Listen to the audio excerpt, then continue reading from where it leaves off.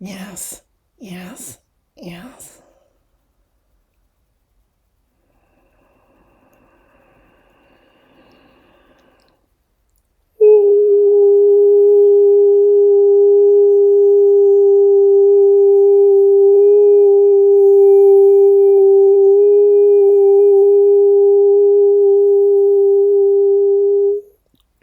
Yes, yes, yes.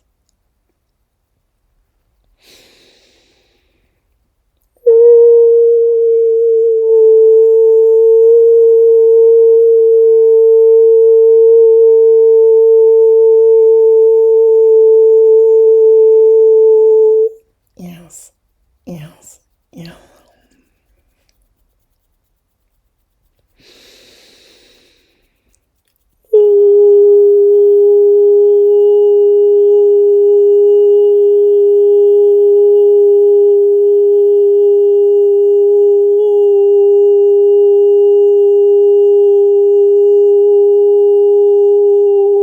Yes, yes, yes. We are the Unicorn Collective. We are here to offer you a bedtime story.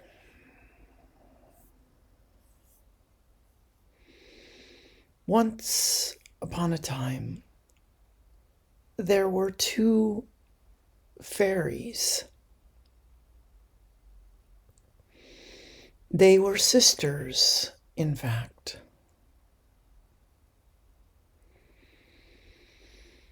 Lily is the older sister, and Savannah is the younger fairy.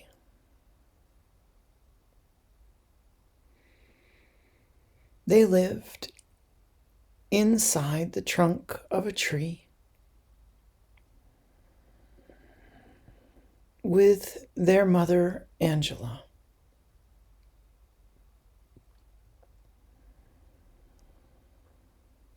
Many people do not know this about fairies.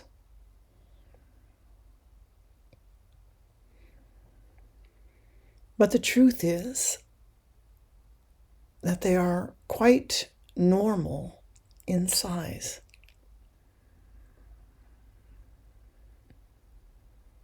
They are not tiny little beings,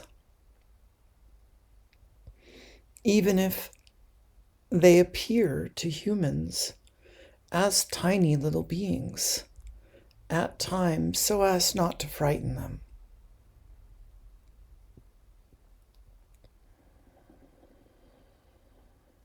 And so you can picture Savannah, Lily, and their mother in a very large tree,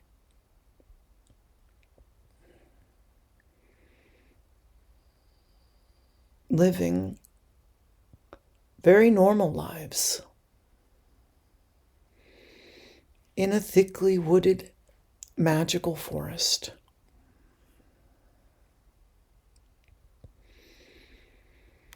One morning, the girls woke up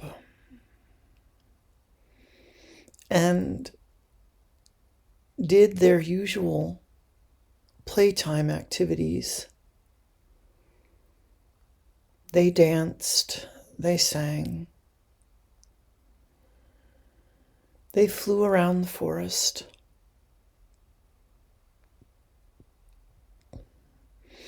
And they created artwork. Fairies, just like humans, have chores that they need to do as well.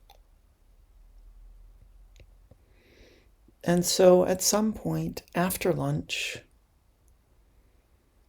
they completed their chores and they told their mother that they were once again going to explore the forest. And their mother, Angela, said that would be fine as long as they were home by 6 o'clock for dinner. And so the two fairy sisters went off into the forest to explore.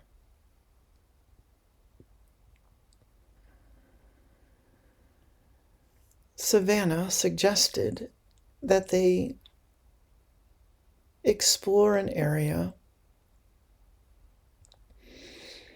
that they hadn't been to before in order to make their adventure more fun.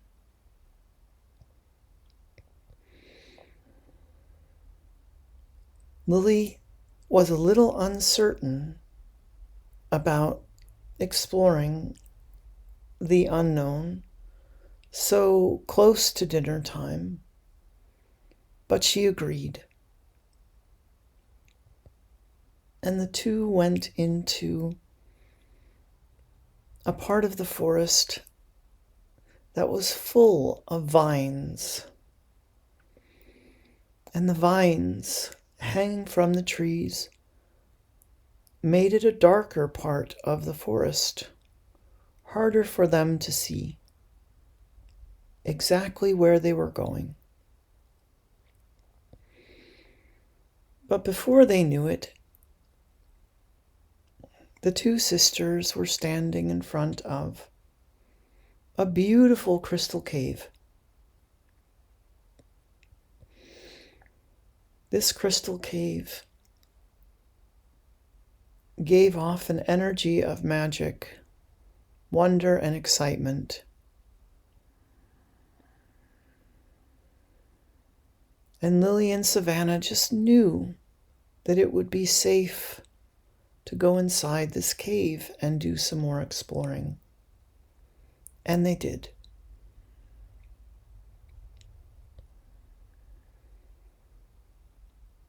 As they entered the cave, both of them were filled with such a feeling of joy that they knew they just wanted to go deeper and deeper into it. And they did.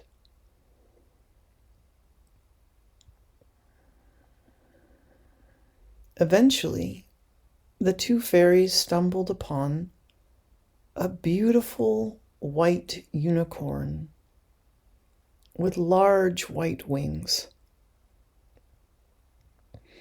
The unicorn was quietly drinking from a magical pond in the cave.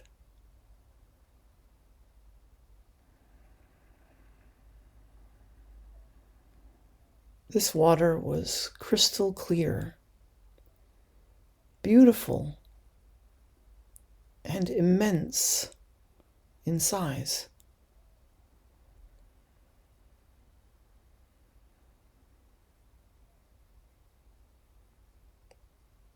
The fairy girls were excited beyond belief, for they had only seen a unicorn once before as it flew through the sky.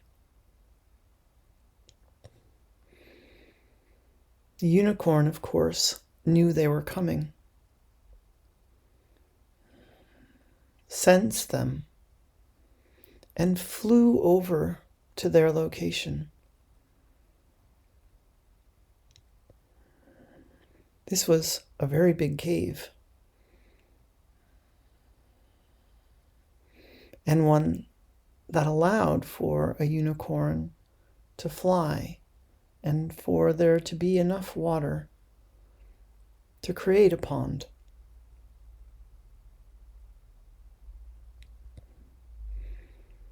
The unicorn landed right in front of Lily and Savannah.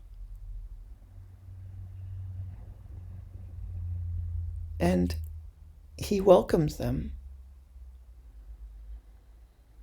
and asked them what they wanted. Lily decided she would speak for the two of them. "We were just out adventuring," she said, "and we found your crystal cave, and we felt drawn to come inside."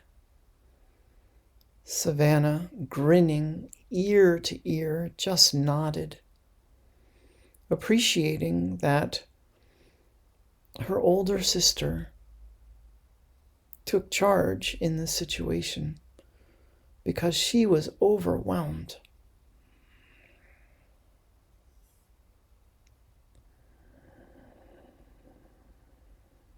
The unicorn introduced himself as Arlo. And Arlo said he was happy to take them each for a ride through the sky. But he said he could only take one at a time. Savannah at this point was jumping up and down with excitement. And Arlo sensed this. He looked at her and said, "You shall go first. And what is your name, young fairy?" She said, "My name is Savannah, and I love you." Arlo got down low to the ground in the cave, and Lily helped Savannah to get on Arlo's back. Arlo walked towards the entrance of the cave, with Lily following behind, skipping with delight, but also feeling a slight tinge of jealousy that her little sister got to go first.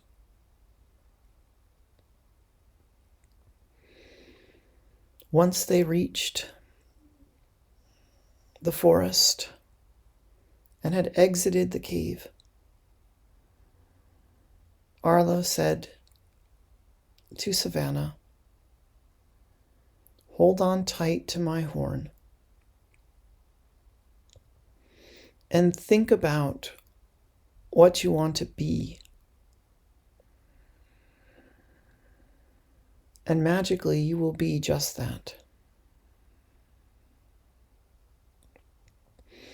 Savannah gripped Arlo's horn tightly, closed her eyes, and imagined that she was a mermaid. And poof, instantly she transformed into a mermaid. Lily's jaw just about hit the floor as she witnessed this transformation.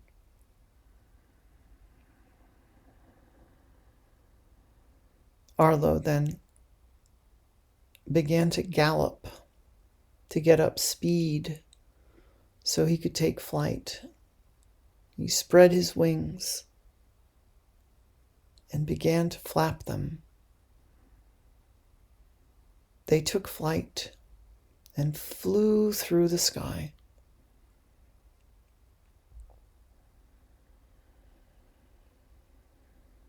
Savannah was absolutely blown away by this experience. But there was still more to come. Arlo sensed where there would be a rainbow, and he flew right through the rainbow.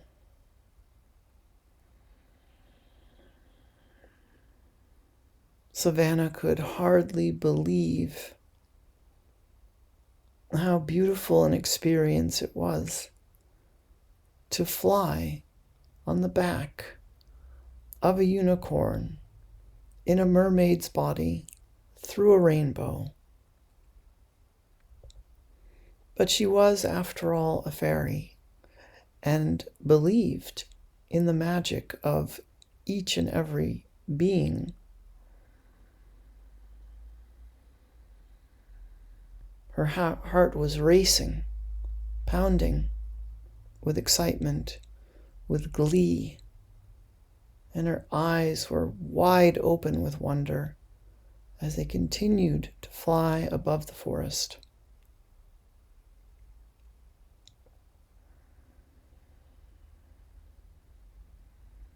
Then she remembered what her mother had said about being home in time for dinner. And she told Arlo that he had better go back down to the ground and let Lily have her turn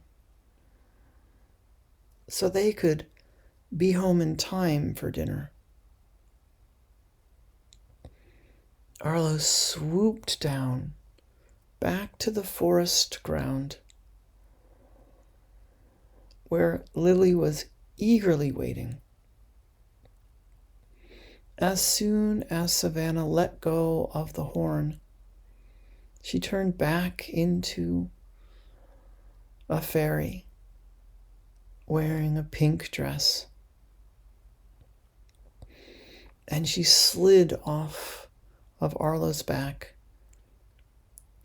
and onto the ground.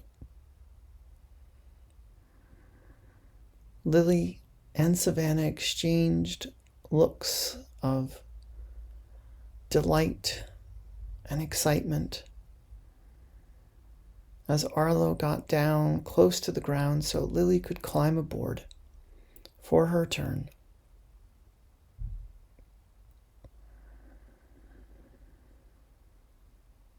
She grabbed a hold of Arlo's horn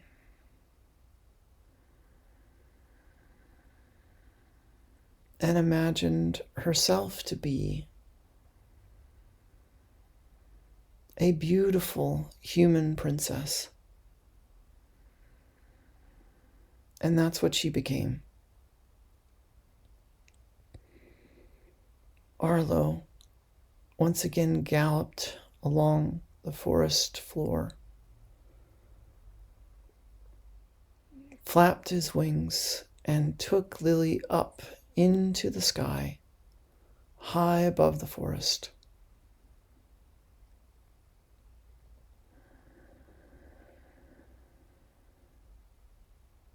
As all unicorns can, Arlo could read Lily's mind, and he knew where she had been and where she had yet to go within the forest.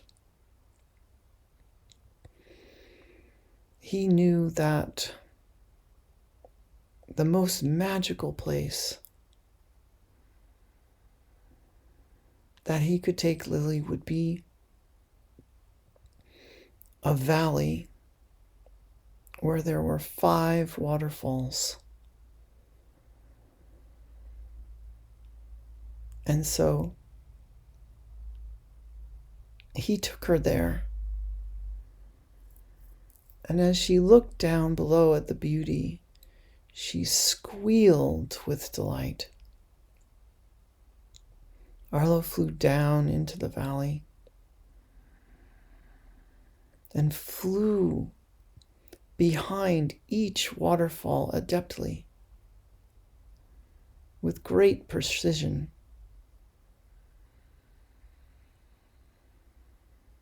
Lily could hardly believe how wonderful an experience this was. But she too was a fairy and knew of the magic that exists within each and every being. And so she accepted that this was not only possible, but was her creation. She also thought of her mother and dinner and told Arlo that they should go back so that she and her sister would make it home in time for what their mother was preparing them both for dinner.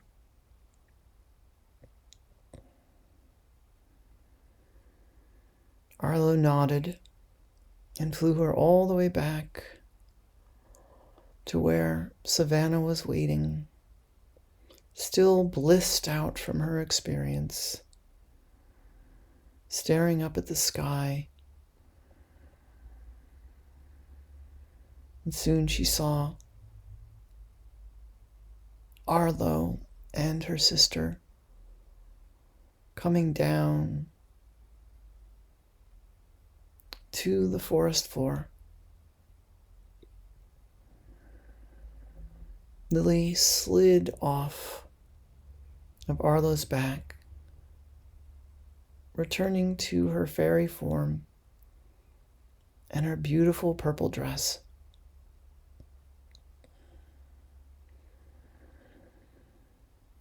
The two fairies were smiling, holding hands, jumping up and down, and petting Arlo and thanking him so much for all that he had done for them and all that he had shown them. Arlo simply nodded, knowing they would be back the following day. And he turned and walked back into the crystal cave. The two sisters skipped home,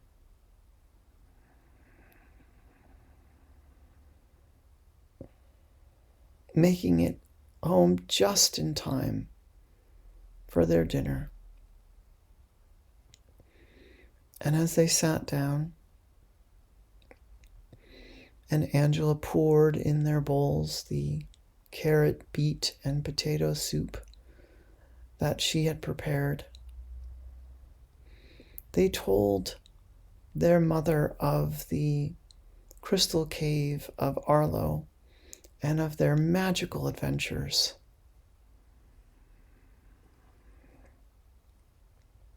And Angela nodded knowingly.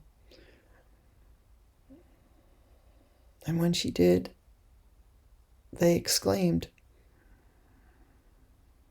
"Did you know about Arlo? Did you know about the crystal cave?"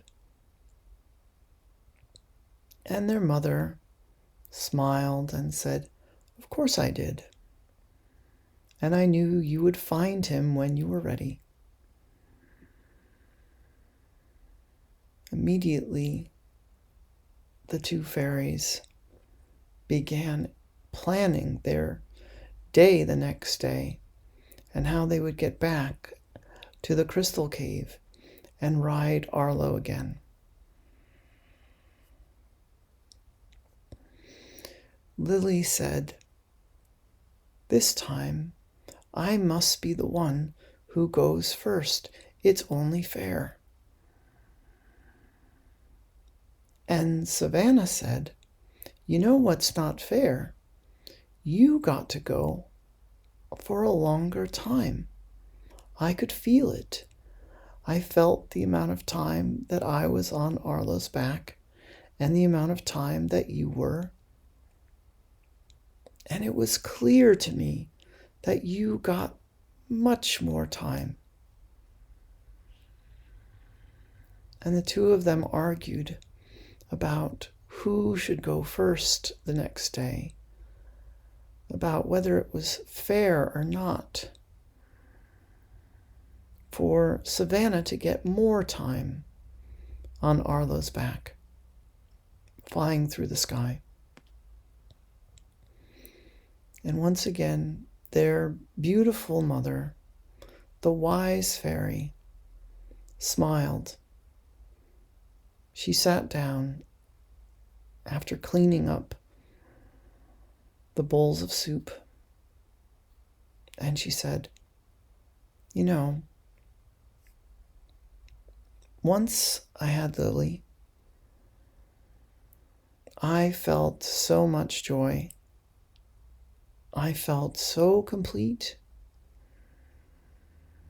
I loved little Lily with all my heart. And yet, I knew that she would be so much better off if she had a little sister.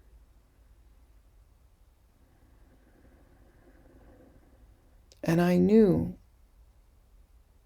that I could give her a little sister to play with, to have adventures with, to learn, to share with, and how to get along with.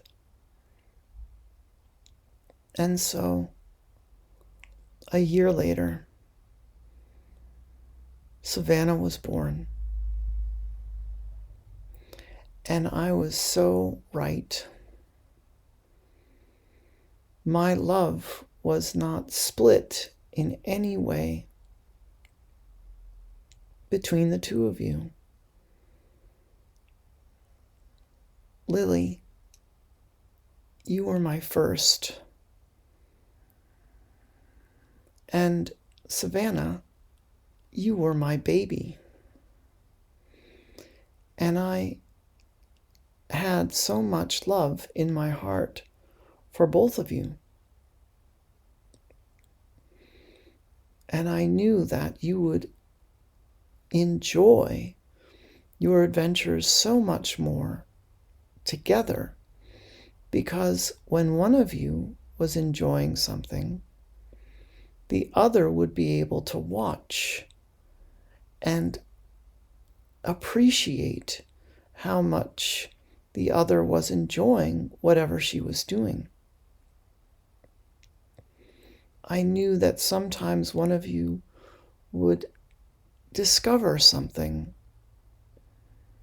like a stream or a song, and you'd want to share it with the other one.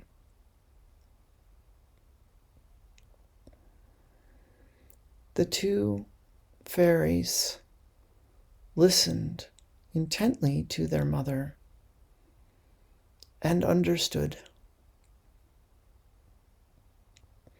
They could see that it would be possible to have just as much joy by witnessing the other having fun and having her turn on Arlo's back. They went to bed that night, knowing that they would be dreaming of flying on their new unicorn friend. They woke up early to get their chores done right away. Their mother served them a delicious breakfast of fruit salad. And before she could even get a word out, Angela could see her two daughters holding hands and skipping out of the tree trunk. She knew they would make their way back to the crystal cave. Not a word was spoken between the two sisters as they made their way through the forest, through the vines, and they once again entered the crystal cave.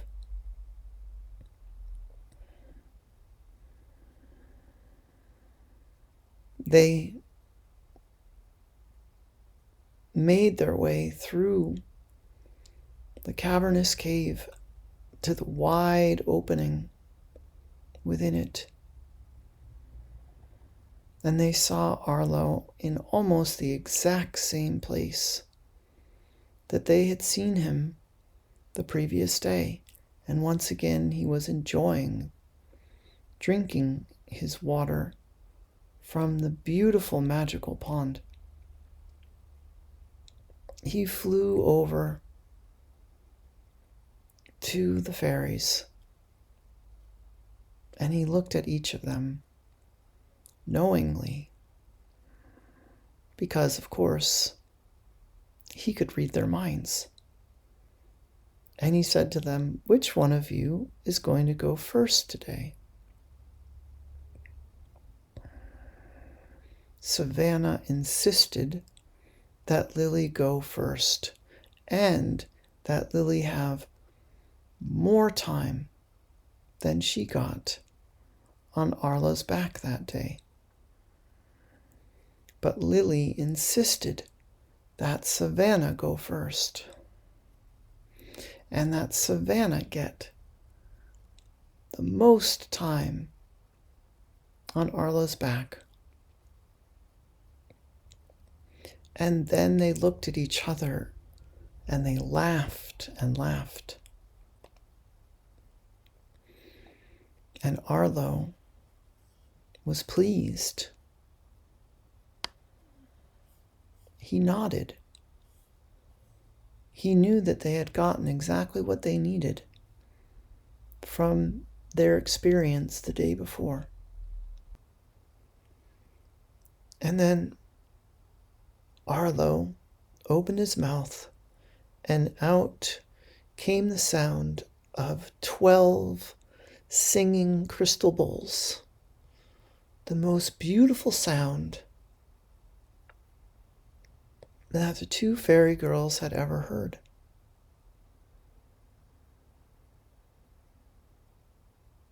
And from the back of the cave trotted a beautiful female unicorn.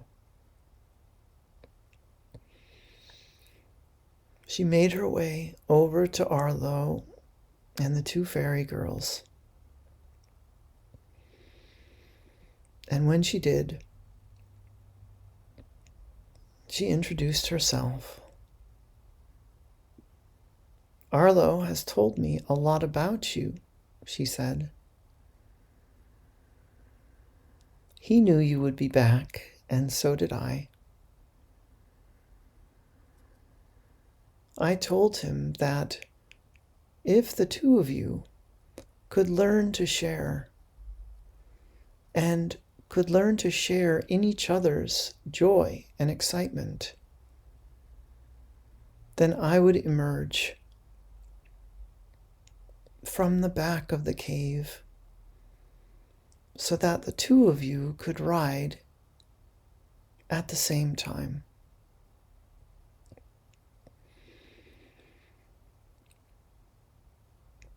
All the fairies could say was thank you, thank you, thank you, and thank you some more.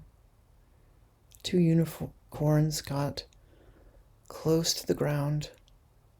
The two fairies climbed aboard. Lily on Krista, Savannah on Arlo. And the unicorns trotted them out to the front of the cave.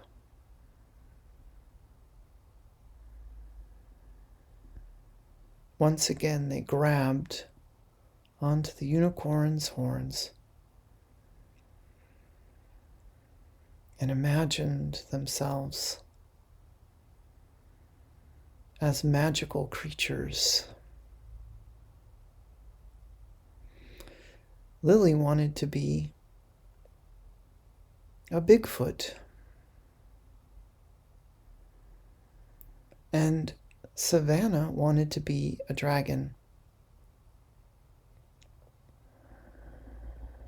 And of course, they turned into those magical creatures right away. They almost immediately were lifted up by the galloping unicorns. And as they flew through the air, the two sisters looked at each other and laughed and laughed and laughed. And the two unicorns smiled, for they knew that this was just the beginning of their adventures with these two wonderful fairies. And of course, they had many divine beautiful places to show the sisters over the many, many years ahead, that they would fly as a foursome.